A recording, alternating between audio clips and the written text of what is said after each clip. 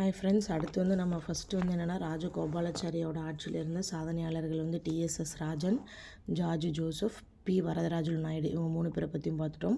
அடுத்து பிரகாசம் ஆட்சின்னு சொல்லிட்டு அதில் எந்த சாதனையாளர் கொடுத்துருக்காங்க அப்படின்னா வைத்தியநாத ஐயர் அவர்களை பற்றி கொடுத்துருக்காங்க. இவருடைய டிஓபின்னு பார்க்கும்போது 1890 to 1955. 1955 நமக்கு குடியுரிமை சட்டம் வந்திருக்கும். முதல் ஐஐடி கான்பூரில் வந்திருக்கும். இப்போ வைத்தியநாத ஐயர் அப்படின்னா இவர் வந்து ஒரு வக்கீலர். அப்போ அவரோட இதில் என்ன கொடுத்துருக்காங்கன்னா, வைத்தியநாத ஐயரும் சுப்பரராமனும் மதுரையில் பெருமைக்கு பெருமை சேர்த்த பெரியார்கள். மதுரையின் மைந்தர்களான இவர்கள் வந்து காந்தியோட தலைமையில் மேற்கொள்ளப்பட்ட அனைத்து எல்லா போராட்டத்திலையுமே எனக்கு கலந்து கொண்டிருக்காங்க. நிர்மாண திட்டங்களிலும் தங்களை இணைத்து கொண்டவர்கள். ஒட்டி பிறக்காத சமூக சீர்திருத்த இரட்டையர்கள். வைத்தியநாதன் வந்து 1890 மே 16 எங்கே பிறந்திருக்காரு அப்படின்னா, தஞ்சாவூர் மாவட்டத்தில் இருக்கக்கூடிய விஷ்ணம்பேட்டை அப்படின்ற சிற்றூரில் அருணாச்சல ஐயருக்கும் லட்சுமி அம்மையாருக்கும் மகனாக பிறந்தார். தஞ்சை மாவட்டத்தில் பிறந்த வைத்தியநாதன் வந்து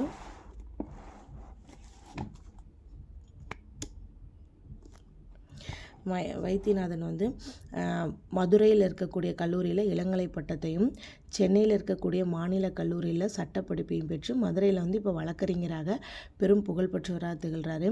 அவரை போராட்டத்தில் அவருடைய பங்கு நம்ம பார்க்கும்போதும், வைத்தியநாதன் வந்து சென்னையில் படித்து கொண்டிருந்த போதும் அரசியலில் ஆர்வம் ஏற்பட்டது.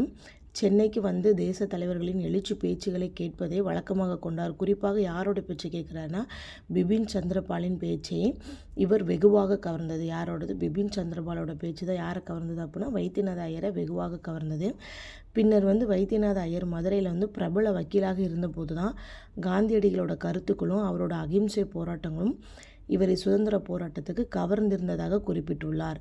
அதே மாதிரி ஐயரோட வாழ்க்கை வரலாற்றை எழுதியுள்ள PS சந்திரபாபு என்ன சொல்கிறாருன்னா, வைத்தியநாத ஐயர் ஐயரோட வாழ்க்கை வரலாற்று யார் எழுதியிருக்காங்கன்னா PS சந்திரபாபும். வைத்தியநாத ஐயர் வந்து ஒத்துழையாமை இயக்கம் வந்து 1920, அடுத்து வேதாரண்ய உப்பு சத்தியாகிரகம் 1930, வெள்ளையனை வெளியேறு இயக்கம் 1942 ஆகிய தேச விடுதலை போராட்டங்களில் பிரதான பங்கேற்றார். தஞ்சை மாவட்டத்தில் பிறந்த இவர் வந்து மதுரை வைத்தியநாத ஐயர் என்று அழைக்கப்பட்டார்னு குறிப்பிடுறாங்க.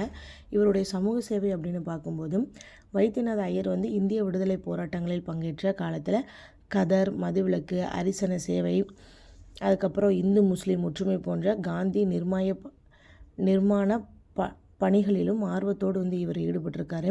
இவர் மதுரை மாவட்டங்களில் வந்து சுற்றுப்பயணம் மேற்கொண்டு கதர் உற்பத்தி பிரச்சாரம் செய்தார். அப்போ ஐயரின் கதர் பணியை அப்போது தமிழ்நாடு காங்கிரஸோட தலைவராக இருந்த வரதராஜு நாயுடு வந்து பெரிதும் பாராட்டியிருப்பார். எப்போனா 1924. 1920 வைத்தியநாத ஐயர் வந்து காங்கிரஸ் உறுப்பினர்களை சேர்த்தார். காங்கிரஸ் வந்து உறுப்பினர்களெல்லாம் சேர்த்திருப்பார். இளைஞர்களுக்கான வேலை முகாம்களை அழைத்தல், கிராம கல்வியை பரப்பல், சுகாதார முறைகளை அறிமுகப்படுத்தல், தீண்டாமை ஒழிப்பு, அரிசன முன்னேற்றம் போன்ற பணிகளில் தன்னை அர்ப்பணித்து கொண்டார்.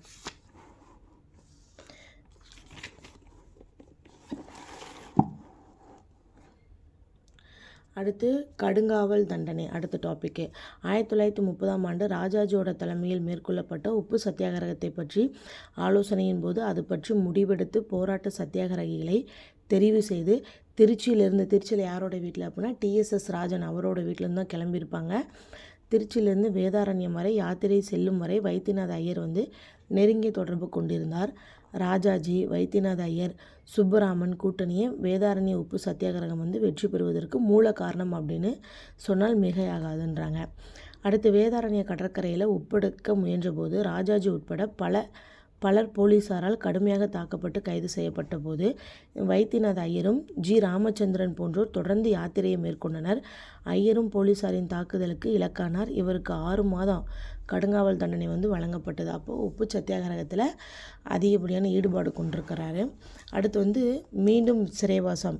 திரும்ப எதுக்காக ஜெயிலுக்கு போனார் அப்படின்னா, வேதாரண்யம் உப்பு அறப்போராட்டத்தை அடுத்த வைத்தியநாதர் ஐயர் வந்து சட்டமறுப்பு இயக்கத்தில் பங்கேற்று அந்நிய பொருள் புறக்கணிப்பு, கள்ளுக்கடை மறியல் போன்ற நடவடிக்கைகளில் தீவிரமாக ஈடுபட்டார். 1932 ஜனவரி 4 காந்தி வந்து கைது செய்யப்பட்டு சிறையில் அடைக்கப்பட்டதை எதிர்த்து வைத்தியநாத ஐயர் வந்து மதுரை திலகர் சதுக்கத்தில் ஏற்பாடு செய்த கூட்டத்துக்கு அரசாங்கம் தடை விதித்தது. என்ன சொல்கிறாங்க, 1932 ஜனவரி 4ஆம் தேதி யாருன்னா காந்தி வந்து கைது செய்யப்பட்டிருப்பாங்க. கைது செஞ்சு சிறையில் அடைப்பாங்க. அதை எதிர்த்து வைத்தியநாத ஐயர் என்ன பண்ணுறாருன்னா, மதுரை திலகர் சதுக்கத்தில் ஏற்பாடு செய்த கூட்டத்துக்கு அரசாங்கம் தடை விதித்தது. அந்த தடையை உடைத்து கொண்டு என்ன பண்ணியிருப்பாருன்னா, ஐயரை உடைத்து கொண்டு சென்ற ஐயரை வந்து கைது செய்து ஓராண்டு சிறை தண்டனையும் ரூபாய் 500 அபதாரமும் விதித்து ஆங்கில அரசாங்கம். அடுத்து வந்து ஆலய பிரவேசம். இந்த ஆலய பிரவேசம் அப்படின்னு நம்ம பார்க்கும்போது இதில் முக்கிய பங்கு யார் அப்படின்னா டிஎஸ்எஸ் ராஜன் அவர்களோட காலத்தில், அதாவது ராஜாஜி வந்து முதலமைச்சராக இருந்திருப்பார், டிஎஸ்எஸ் வந்து அவருடைய அமைச்சரவையில் இருந்திருப்பார். அப்போ தான் இந்த போராட்டம் வந்து ரொம்ப இதாக இருந்திருக்கும். இதில் முக்கிய பங்கு வந்து யாருன்னா இந்த வைத்தியநாத ஐயர் தான் பண்ணியிருப்பார். இவருக்கு முழுக்க முழுக்க யார் சப்போர்ட் பண்ணியிருப்பார் அப்படின்னா முத்துராமலிங்க தேவர் தான். முத்துராமலிங்க தேவர்கிட்ட இவர் கேட்டிருப்பார். அப்போ இவர் என்ன பண்ணியிருப்பார்னா, இந்த உயர் சாதின மக்களுக்கு எல்லாத்துக்கும் வந்து ஒரு கடிதத்தில் ஒரு இது சொல்லியிருப்பார், யாருமே வந்து பிரச்சனை பண்ணக்கூடாது அப்படின்ற மாதிரி இவர் கண்டனம் தெரிவிச்சிருப்பார். அவருடைய பாதுகாப்பின் பேரில் தான் இந்த ஆலய நுழைவு போராட்டமே நடந்திருக்கும். அப்போ ஆலய பிரவேசம் அப்படின்னு நம்ம பார்க்கும்போது வைத்தியநாத ஐயர் பிராமணராக இருந்த போதிலும் அரிசனங்கள் மீது பற்றும் பாசமும் கொண்டிருந்தார். அவர்களது நலனிலும் முன்னேற்றத்திலும் அக்கறை கொண்டிருந்தார். குறிப்பாக அரிசனங்களின் ஆலய பிரவேசத்துக்காக எதையும் செய்ய தயாராக இருந்தார். 1939 ஜூன் மாதம் மதுரையில் நடைபெற்ற ஆலய பிரவேசம் மாநாட்டில் ராஜாஜி, டிஎஸ்எஸ் ராஜன் ஆகியோருடன் ஐயரும் பிரதான பங்கேற்றார். அதுதான் இதில் மென்ஷன் பண்ணியிருப்பீங்க பாருங்களேன். முத்துராமலிங்க தேவர் துண்டு பிரசுரங்கள் விடுத்து ஆலய பிரவேசத்திற்கு பிரச்சனை கொடுக்காமல் ஒதுங்கி இருக்குமாறு கூறினார். அவங்க எல்லாத்துக்கும் கண்டனம் தெரிவிச்சிருப்பார். அதன்படி தான் இவருடைய பாதுகாப்பில் அந்த ஆலய பிரவேசம் அன்னைக்கு நடந்திருக்கும்.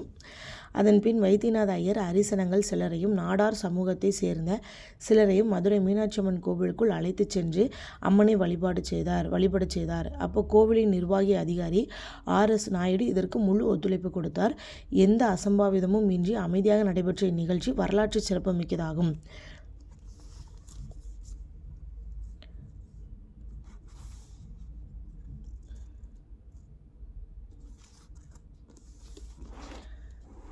அடுத்தது துயர் துடைப்பு நடவடிக்கை. 2ஆம் உலகப் போரின் விளைவாக வந்து ஏற்பட்ட பொருளாதார நெருக்கடியால் மதுரை மக்கள் வந்து வறுமையில் வாடிய போது வைத்தியநாத ஐயர் என்ன பண்ணியிருப்பாங்கன்னா துயர் துடைப்பு நடவடிக்கைகள் வந்து மேற்கொண்டார். அதே போன்று 1940 நேரு கைதாகி சிறையில் அடைக்கப்பட்டதால் மதுரையில் வந்து இந்து முஸ்லீம்களுக்கிடையே ஏற்படவிருந்த மோதலையும் என்ன பண்ணியிருப்பார்னா சாதுர்ணியமாக தவிர்த்த பெருமை ஐயருக்கே உண்டு. அடுத்தது வெள்ளையனே வெளியேறு இயக்கத்தில் பங்கேற்றமைக்காக வைத்தியநாத ஐயர் கைது செய்யப்பட்டு அலிபுரம் சிறையில் வந்து அடைக்கப்பட்டிருப்பார். எப்போ அப்படின்னா 1942. எதுக்காக அப்படின்னா உப்பு சத்தியாகிரகத்தப்பையும் கைது செய்யப்பட்டிருப்பார். அடுத்து வந்து காந்தி வந்து சிறையில் அடைக்கப்பட்டப்ப அந்த தடையை மீறி இவர் திரும்ப போராட்டத்தில் பேசினதுக்காக கைது செய்யப்பட்டார். அடுத்து வந்து வெள்ளையனே வெளியேறு இயக்கத்துக்காகவும் என்ன பண்ணுறாரு அப்படின்னா அலிபுரம் சிறையில் வந்து இவர் அடைச்சிருக்காங்க. அடுத்து 1946 பார்த்தீங்கன்னா மதுரையில் சட்டமன்ற உறுப்பினராக இவரை வந்து தேர்ந்தெடுத்திருக்காங்க. சட்டமன்ற பணி. அலிபுரம் சிறையில் இருந்து விடுதலையாகி வந்த வைத்தியநாத ஐயர் வந்து 1946 பொதுத் தேர்தலில் மேலூர் தொகுதியில் வந்து போட்டியிட்டார். சுதந்திர போராட்டத்தில் பங்கேற்பு, கதர்பணி, கல்வி தொண்டு, அரிசனப்பணி, ஆலய பிரவேசம் போன்ற நடவடிக்கைகளால் மக்களிடையே நன்கு செல்வாக்கு பெற்றிருந்த ஐயர் வந்து இத்தேர்தலில் அமோக வெற்றி பெற்றிருப்பார். அடுத்து டி. பிரகாசம், ஓமந்தூர் ராமசுவாமி ரெட்டியார், குமாரசுவாமி ராஜார் ஆகியோரது ஆட்சி காலங்களில் கொண்டு வரப்பட்ட முற்போக்கு மசோதாக்கள் பற்றிய சட்டமன்ற விவாதங்களில் பங்கேற்று தனது சட்ட அறிவும் அனுபவம் ஆகியவற்றின் துணை கொண்டு ஆக்கப்பூர்வமான ஆலோசனைகளை கூறினார் வைத்தியநாத ஐயர். இவர் விவாதங்களில்